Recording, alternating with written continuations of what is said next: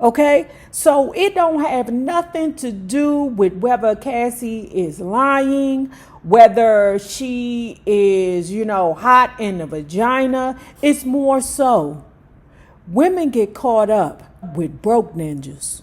Why in the hell wouldn't a woman get caught up with a rich one with thick thighs?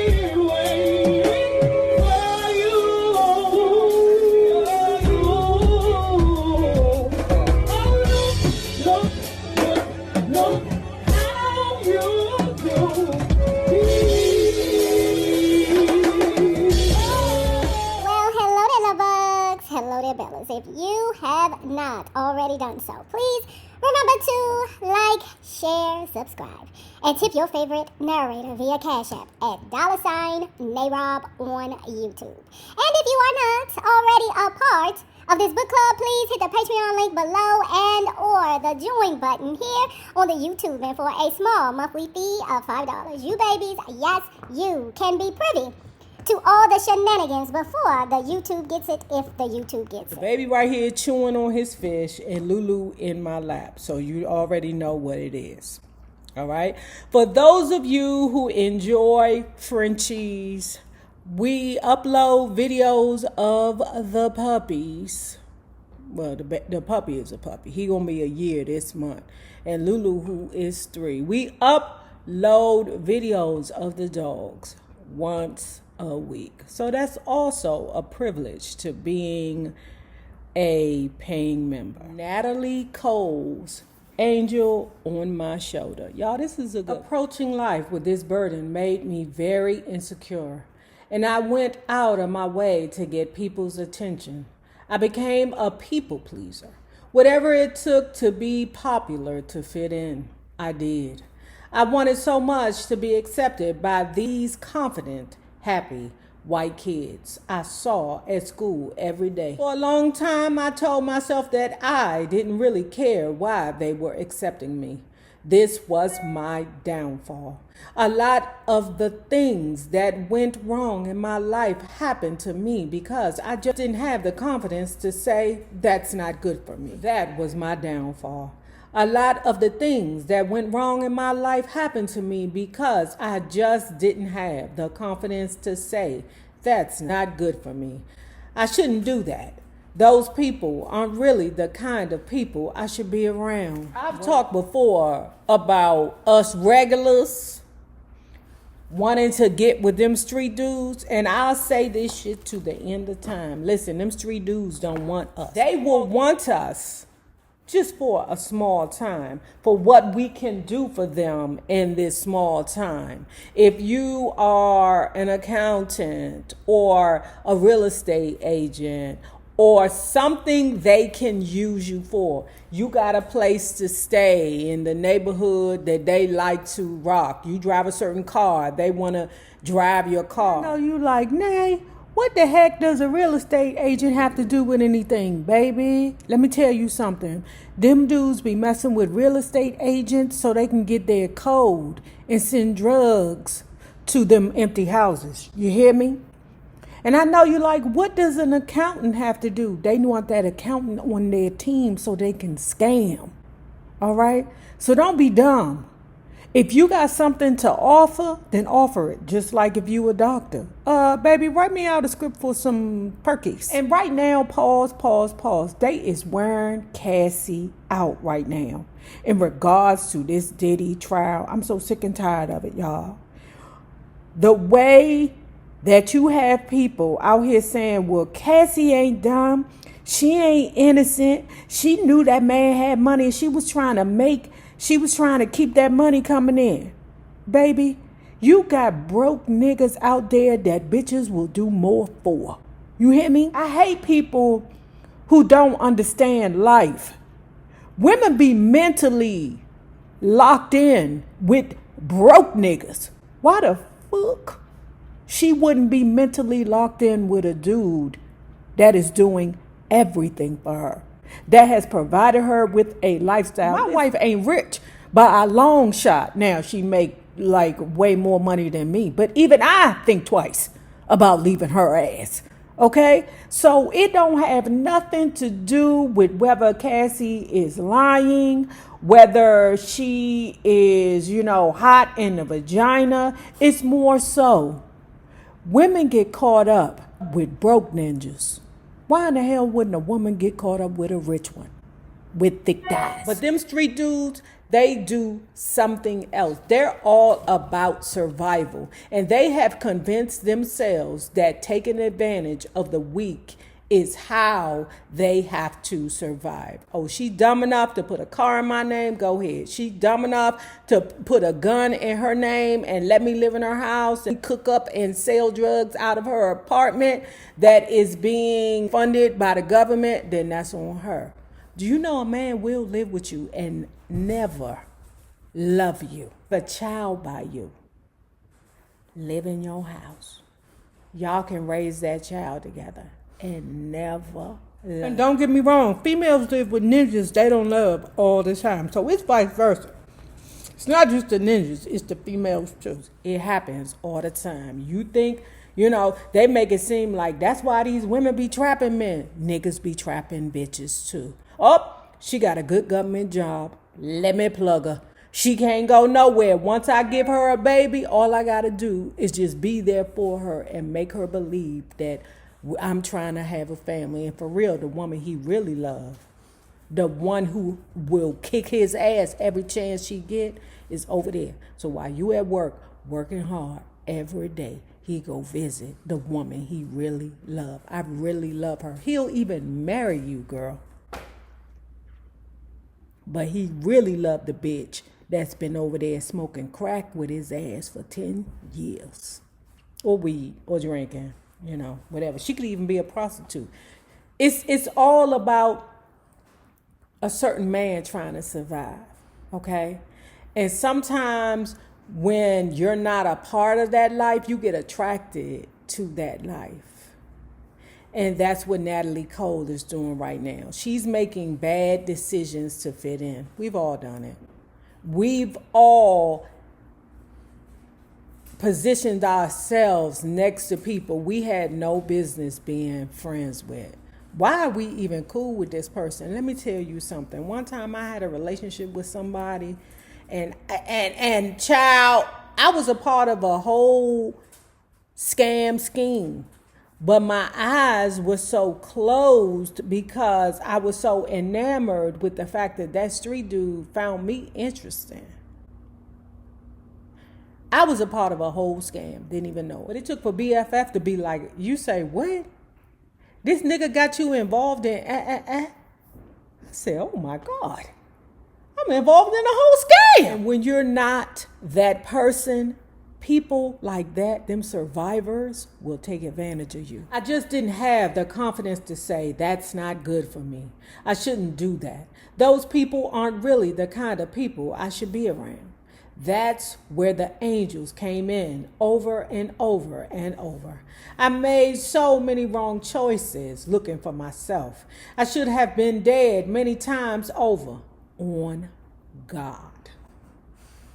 Do you hear me? I should have been dead for some of the things that I was involved in. My grandparents taught me to live and love. So when you got scammers and users, you're not going to picture them because you don't want to believe that they are that person. Nah, they can't really be that person. Why would they be that person to me? I ain't never done nothing to them. And I've always been afraid of the afterlife. Them people ain't scared of the afterlife. Or if they are, they've convinced themselves that this is what they have to do to live. I've been a frequent caller on God's 911 hotline, but he has always answered. And for that, I am eternally thankful. It has been a quest, a continuing journey in search of this person I know is out there, or rather, in here. You say that, girl. You say, girl, I'm telling you, I had some crazy shit happen to me, and if it wasn't for the Lord. The last time I saw my father relaxed and happy as I knew and loved him all my childhood was September of 1964, when he took me to register for my freshman year at the Northfield School for Girls. When we arrived at Northfield for registration, his presence nearly caused a riot. No one had expected Nat King Cole to show up at this small prep school, and there was no security to prevent hundreds of girls from crushing in to shake his hand or get a closer look. Dad was just as cool as always, and I was grinning ear to ear with pride. Yes, indeed, the daughter of was a good thing to be that day. A very good thing indeed. As always, he good-naturedly signed autographs and talked to girls who would be my schoolmates. Then he took me into the administration building where the headmaster, Edmund S. Meany Jr., greeted him privately. Dad helped me to get settled, and then with a hug and a kiss and a bye, sweetie, see you at Christmas, he was gone. What was a young black girl from Los Angeles doing at a prep school in a small Massachusetts town? Damn! That sound like you take the goods, you take the bag, you take the something, there you have the facts of life, the facts of life. Because wasn't Kim Fields the only black girl on the show? What the hell? That's what it sounded like. And I think her father was a police officer. He might have been the chief of police. And wasn't the character from DC, I believe? But wow, that's what it sounds like, the facts of life. Ladies, did you all fantasize about going to boarding school, a school like the facts of life? I did. I kind of was interested in that when I was young. And then when I realized how much fun it was to live in the hood, I said, fuck that boarding school. Fuck the facts of life. I want to stay here in the hood because it's fun. And everybody looking at me like I'm a dummy because I'm running around behind them because I think it's fun. You live and learn. What was a young black girl from Los Angeles doing at a prep school in a small Massachusetts town? The answer has a little to do with my mother's passion for education, and even more to do with great Aunt Lala. Northfield had been founded in 1879 by educator and religious leader Dwight L. Moody. Lala's niece and namesake, Charlotte Hawkins, my Aunt Baba, was a Northfield graduate, class of 1938. Following in the family tradition, both my twin sisters, Cassie and Timberland, are Northfield graduates too, class of 1979. Oh, we knew that. Because you know that mama can't have them hang around the house. The school had a long tradition and connections as a feeder school to college such as Smith and Wesley. It had fashioned itself to be very traditional, very Ivy League. A girls' prep school that was comparable to what Exeter was for boys. I'm sure my mother had it in the back of her mind that when I graduated, I'd just make that short trip down the highway from my prestigious girls' prep school to a prestigious girls' college. Although my dad gave me a great start by establishing my celebrity status at Northfield, the beginning of my first year there was a bumpy ride. I felt much more lonely than I had when I went to Michigan and Chicago in the summers. Cookie had gone with me then. Now I was flying solo. There weren't many black girls at Northfield, and there were no black teachers. But I didn't think that was a big deal at the time. We moved in rarefied company back in Los Angeles, and often as not, we were the only black anything wherever we went. That was very much by design. My mother really tried to keep us more in a certain kind of situation with certain class of people. Well-bred, as they used to be called. Them bitches get in more trouble than everybody in the world. They the worst. Y'all ain't watched that Menendez brothers show? The Ryan, what's his name? Ryan, it's not Ryan Seacrest or Coogler. Murphy. Y'all ain't watched that Ryan Murphy Netflix miniseries over there? Them mother hunchies be the worst ones. What is Maria talking about? That bitch delusional. I'm sure that learning how to be comfortable in that kind of environment eventually paid off by opening up doors for me that would have otherwise been nailed shut.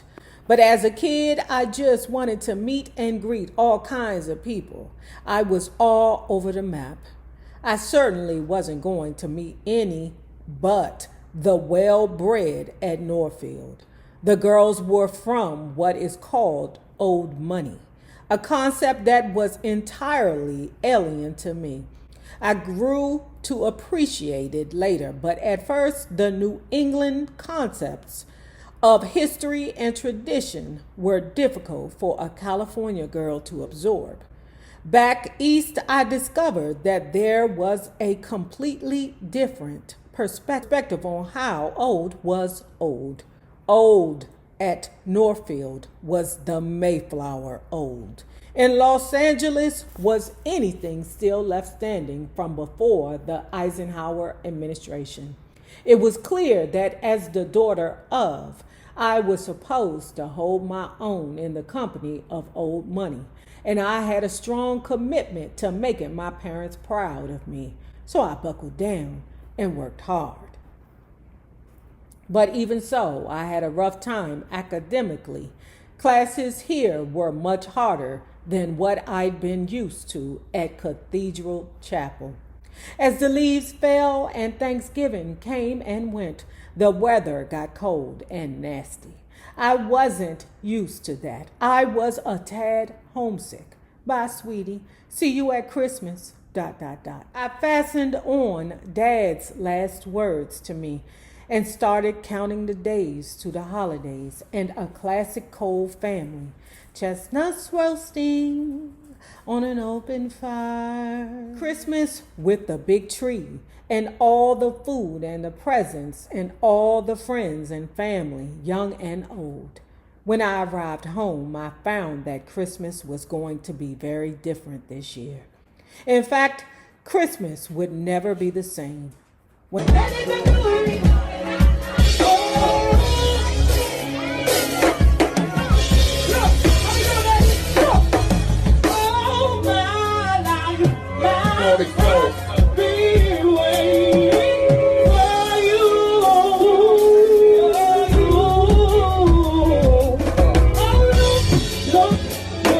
No.